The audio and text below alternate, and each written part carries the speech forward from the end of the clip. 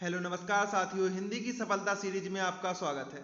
जैसा कि आपको पता है कि हिंदी की सफलता सीरीज के अंतर्गत हम लोग एसएससी जीडी के प्रीवियस ईयर प्रश्नों को देख रहे हैं। तो चलिए आज की क्लास का पहला प्रश्न है, निम्न में से अग्नि का पर्याय है। पहला ऑप्शन है अमेय, दूसरा ऑप्शन है अंबक, तीसरा ऑप्शन है अनिल, चौथा ऑप्शन है अनल। तो इसका राइट आंसर हो जाएगा ऑप्शन नंबर 4 अनल। अग्नि का पर्याय शब्द क्या होता है?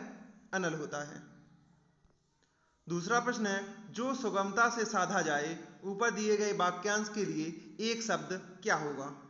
तो पहला ऑप्शन है दुर्गम, दूसरा ऑप्शन है सुगम, तीसरा ऑप्शन है दुसाध्य, चौथा ऑप्शन है सुसाध्य।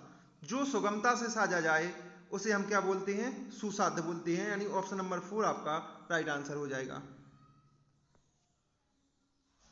तीसरा प्रश्न आपसे पूछा गया था, निम्न वाक्य में रेखांकित शब्द को विकल्पों में दिए गए शब्दों में से उचित शब्द से बदलें। मुझे आशंका है कि वह इतना काम कर सकेगा या नहीं। तो इसके लिए आपके पास पहला ऑप्शन है वह, दूसरा ऑप्शन है शंका, तीसरा ऑप्शन है खेद, चौथा ऑप्शन है अंदेशा। तो इसका राइट आंसर हो जाएगा ऑप्शन नंबर दूसरा शंका।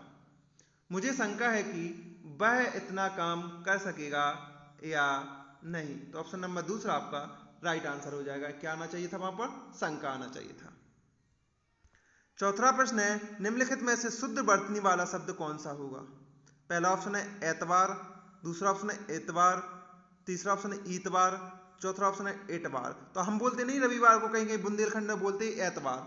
तो देखिए एतवार कैसे लिखा जाता है, छोटी ई आती, छोटा ता आता, बड़ा वा आता और रस्सी का आता। तो ऑप्शन नंबर दूसरा आपका राइट आंसर हो जाएगा। शुद्ध वर्तनी क्या है एतवार की?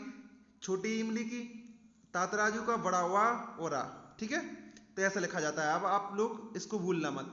ठीक है। पांचवा प्रश्न है, निम्न वाक्य में रेखांकित अंश के स्थान पर सबसे उपयुक्त विकल्प का चयन कीजिए। उसने पुरस्कार का अपमान कर दिया।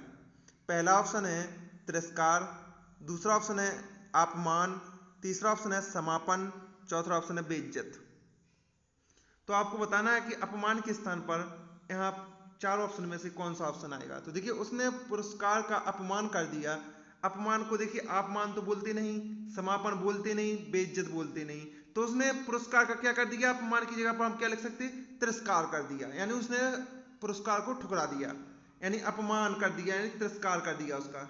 ठीक है, तो ऑप्शन नंबर 4 आपका, यानी पहला ऑप्शन नंबर आपका राइट आंसर हो जाएगा। 4 नहीं, ठीक है, पहला। छठवां प्रश्न है, गांव से संबंधित वाक्यांश के लिए इनमें से उपयुक्त शब्द कौन सा होगा? पहला ऑप्शन है देसी, दूसरा ऑप्शन है शहरी, तीसरा ऑप्शन है ग्रामीण, चौथा ऑप्शन है गायक। तो देखिए गांव से संबंधित हम लोगों को क्या बोलते हैं? एक ग्रामीण है। तो ऑप्शन नंबर 3 आपका राइट आंसर हो जाएगा। जो शहर से संबंधित होते हैं तो उनको क्या बोलते हैं? हम शहरी बोलते हैं। जो गाने से संबंधित हो, जो गाना गाते हैं, उनको क्या बोलते हैं? हम गायक बोलते हैं। इसी तरह हो जाएगा कि गांव से संबंधित व्यक्ति को हम क्या बोलते हैं? ग्रामीण बोलते हैं। ठीक है। सातवां प्रश्न है, खून पसीना एक करना मुहावरे का उचित अर्थ है। पहला ऑप्शन है कुछ ना समझना, दूसरा ऑप्शन है कठिन परिश्रम करना, तीसरा ऑप्शन लड़ाई करना, चौथा ऑप्शन है परिश्रम ना करना। देखिए उसने परीक्षा पास करने के लिए खून पसीना एक करना एक कर दिया। तो क्या हो जाएगा इसका राइट आंसर? कठिन परिश्रम करना, यानी उसने उस परीक्षा को पास करने के लिए खून पसीना एक कर दिया, यानी बहुत कठिन परिश्रम किया उसने। ठीक है, तो ऑप्शन नंबर दूसरा आपका राइट आंसर हो जाएगा।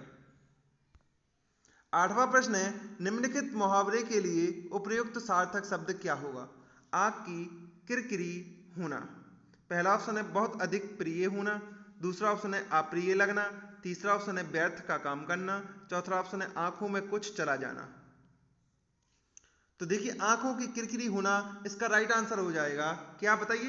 अप्रिय लगना, यानी जो आंखों में बार बार खटकता है, यानी जिस पर हमें बार बार देखने से गुस्सा आती है, तो क्या होता है? वो हमें अप्रिय लगता है। ठीक है, अप्रिय लगना, यानी ऑप्शन नंबर दूसरा आपका राइट आंसर हो जाएगा। आंखों की किरकिरी होने का अर्थ क्या हो जाएगा मुहावरे का? अप्रिय लगना, यानी पसंद ना आना। ठीक है। नौवां प्रश्न है, निम्नलिखित विकल्पों में से किस एक वाक्य में संख्यावाचक विशेषण का प्रयोग नहीं किया गया है?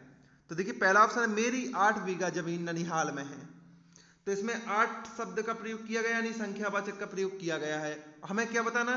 जिसमें संख्यावाचक विशेषण का प्रयोग नहीं किया गया हो। तो देखिए 100 ग्राम धनिया की कीमत क्या है? इसमें 100 यानी संख्यावाचक का प्रयोग किया गया है। हमें चंद्रमा सुंदर प्रतीत होता है। तो देखिए इसमें कहीं भी संख्या का प्रयोग नहीं किया गया है। तीसरे में हमें चंद्रमा सुंदर प्रतीत होता है, यानी इसमें कहीं भी संख्या का प्रयोग नहीं किया गया है, तो ऑप्शन नंबर 3 को हम राइट मान सकते हैं। ठीक है, ऑप्शन नंबर 4 है राम ने नेदोमीटर का कपड़ा खरीदा। तो देखिए इसमें भी संख्या का, यानी राम ने 2 मीटर का कपड़ा खरीदा, तो इसमें भी संख्या आ रही है, तो ऑप्शन नंबर 3 में कोई संख्या का प्रयोग नहीं किया गया है।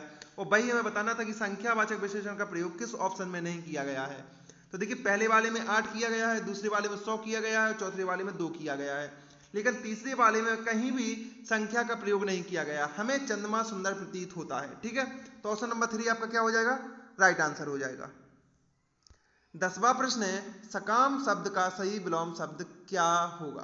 पहला ऑप्शन है निष्काम, दूसरा ऑप्शन है कुकाम, तीसरा ऑप्शन है निर्काम, चौथा ऑप्शन है दुर्काम। तो देखिए सकाम का विलोम शब्द होता है निष्काम, तो ऑप्शन नंबर पहला आपका राइट आंसर हो जाएगा। 11वां प्रश्न है भीष्म पितामह ने अविवाहित रहने का प्रण लिया था। उपयुक्त वाक्य में प्रयुक्त शब्द प्रण के पर्यायवाची शब्द का चयन कर विकल्पों में से कीजिए। ठीक है, तो देखिए प्रण का आपको बताना है कि विलोम शब्द, यानी प्रण का पर्यायवाची शब्द क्या होता है, विलोम नहीं। ठीक है, तो पहला ऑप्शन है संकल्प, दूसरा ऑप्शन है कटक, तीसरा ऑप्शन है व्रत, चौथा ऑप्शन है प्रतिज्ञा। तो बताइए इसका क्या होगा राइट आंसर। तो देखिए इसका राइट आंसर हो जाएगा कटक, ऑप्शन नंबर दूसरा आपका राइट आंसर हो जाएगा। तो प्रण का पर्यायवाची शब्द क्या होता है, कटक होता है। बहुत सारे बच्चे इसको संकल्प भी लगा के आए थे और प्रतिज्ञा भी लगा के आए थे कि भीष्म पितामह ने प्रतिज्ञा संकल्प लिया था, लेकिन इसका राइट आंसर क्या था, वास्तव में कटक था, क्योंकि प्रण का पर्यायवाची शब्द कटक होता है। 12वां प्रश्न है जो वर्ष में एक बार होता हो वाक्यांश के लिए सार्थक शब्द है। पहला ऑप्शन है वार्षिक, दूसरा ऑप्शन है वर्षा, तीसरा ऑप्शन है एक वर्ष, चौथा ऑप्शन है भीषण। तो बताइए इसका राइट आंसर क्या हुआ। देखिए जो वर्ष में एक बार होता है उसे हम क्या बोलते हैं, वार्षिक बोलते हैं। ऑप्शन नंबर पहला आपका राइट आंसर हो जाएगा। 13वां प्रश्न है निम्न वाक्य में रेखांकित शब्द के उपयुक्त विलोम शब्द द्वारा रिक्त स्थान की पूर्ति कीजिए। कभी कभी परिस्थितियां मनुष्य को आस्तिक से बना देती हैं, तो आस्तिक का आपको बताना है कि विलोम शब्द क्या होता है। तो देखिए धार्मिक, तार्किक, अत्यांतिक, चौथा नास्तिक। तो देखिए आस्तिक का विलोम शब्द होता है नास्तिक, तो इसका राइट आंसर क्या हो जाएगा, ऑप्शन नंबर 4। और आपको वही बताना था कि जो प्रयुक्त पद में रेखांकित पद है यानी आस्तिक, उसका विलोम शब्द क्या होता है। तो देखिए आस्तिक का विलोम शब्द होता है नास्तिक। ठीक है, 14वां प्रश्न है विकल्पों में से शुद्ध वर्तनी वाले वाक्य का चयन कीजिए। फिजूल खर्च मत करो, दूसरा ऑप्शन है मीरा आटा गूंद रही है, तीसरा ऑप्शन है शत्रु युद्ध भूमि से दौड़ गया, चौथा ऑप्शन है सुधा निरपराध है। तो देखिए आपको बताना है कि इसमें से शुद्ध वर्तनी वाले वाक्य का चयन करना है, यानी शुद्ध वाक्य कौन सा दिया गया है। तो देखिए इसमें कौन सा सही दिया गया, तो ऑप्शन नंबर पहला तो आपका राइट आंसर हो जाएगा, क्योंकि ये शुद्ध दिया गया है। और देखिए बाकी तीनों में अशुद्धियां कहां दी गई, तो देखिए इसमें निरपराध गलत लिखा, इसमें भूमि गलत लिखा, इसमें गूंद रही गलत लिखा। ठीक है, तो तीनों में अशुद्धियां हैं, तो लेकिन पहले वाले में कोई भी अशुद्धि नहीं है, तो पहला वाला आपका राइट आंसर हो जाएगा, क्योंकि हमें बताना था शुद्ध वर्तनी वाला वाक्य का कौन सा है।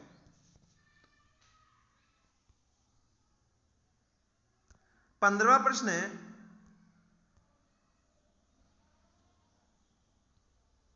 निरंजन ड्राइवर को कार चलवाता है। उपयुक्त वाक्य में कारक संबंधी त्रुटि पहचान कर निम्नलिखित में से शुद्ध वाक्य का चयन कीजिए। पहला ऑप्शन है निरंजन ड्राइवर की कार चलवाता है, दूसरा ऑप्शन है निरंजन ड्राइवर पर कार चलवाता है, तीसरा ऑप्शन निरंजन ड्राइवर के लिए कार चलवाता है, चौथा ऑप्शन है निरंजन ड्राइवर से कार चलवाता है। तो बताइए इसका राइट आंसर क्या होगा।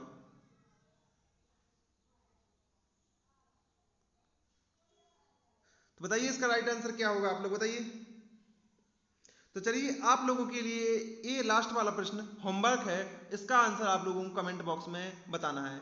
यदि नहीं बनेगा तो मैं इसको कल की क्लास में आपको बता दूंगा इसका राइट आंसर क्या है, लेकिन आपको कमेंट करके जरूर बताना है इसका राइट आंसर क्या आएगा। ठीक है, तो चलिए आप लोगों के लिए होमवर्क है। ठीक है, तो मिलते हैं कल की क्लास में। जय हिंद, जय भारत।